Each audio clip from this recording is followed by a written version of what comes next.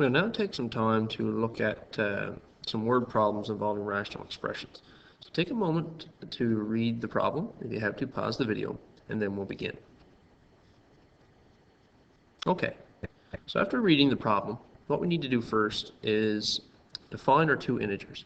So since we have positive integers and one is 5 more than the other, we can define those to be x and x plus 5. This would be our integer, and this would be our integer plus 5, or 5 more than the other. So then it says when the reciprocal of the larger number is subtracted from the reciprocal of the smaller one, we have a result of 5 over 14. So comparing the two integers, the one with 5 added will be larger than whatever this value is. So my equation that I'm going to write to start here will be 1 over x subtract 1 over x plus 5, and that result is going to be 5 over 14. So because I have a rational expression, what I'd like to do is find a common denominator and multiply each expression or each part of my equation by that common denominator. So a common denominator for this would be 14x outside of x plus 5. That's taking each denominator and combining them to make one common denominator. So I'm going to multiply each term here by 14x x plus 5.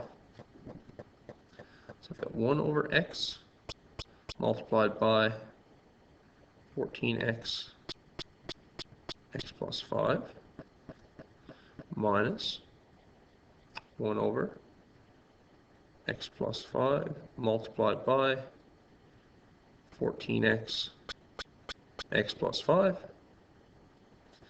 and I've got 5 over 14 multiplied by 14x and x plus 5.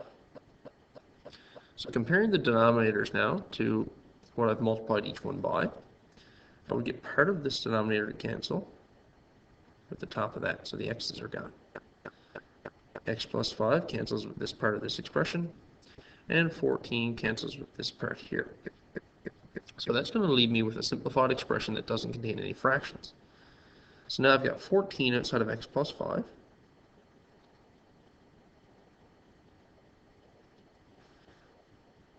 minus 14x is equal to 5x inside of x plus 5.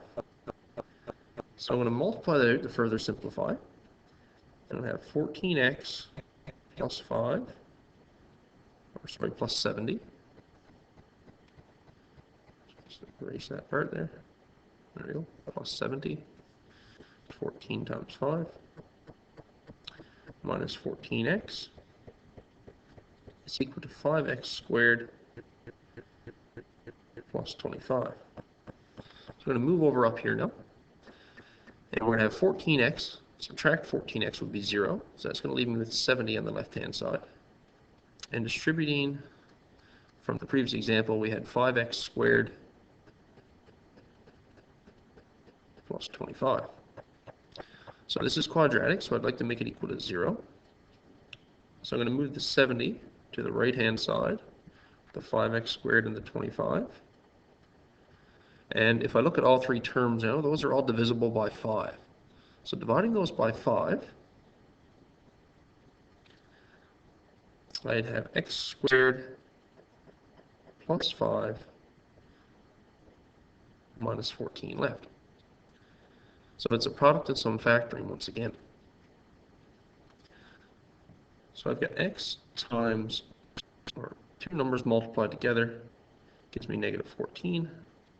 And those same two numbers, when added together, will give me a positive 5. So it's going to be 2 and 7. And because the 5 is positive, that implies that the 2 is negative. So here, I've got 0 equals x minus 2 and x plus 7. Using the zero product property, that's going to give me x equals 2 and x equals a negative 7. So now looking at my solutions here, I would need to compare them to my original equation I wrote here to make sure that neither one of those would cause a denominator of 0. So 2, when plugged in, would be fine, because I have 2 here and 7 here. Negative 7 plugged in would give me a negative 7 here and a negative 2 here. So both fit that restriction, but we have one problem. At the beginning of the problem, it says one positive integer. So if I look down here, only one of these is positive, which means I can accept the 2, but I'll have to reject the negative 7, as it's an inadmissible value because it doesn't make sense in the context of the problem.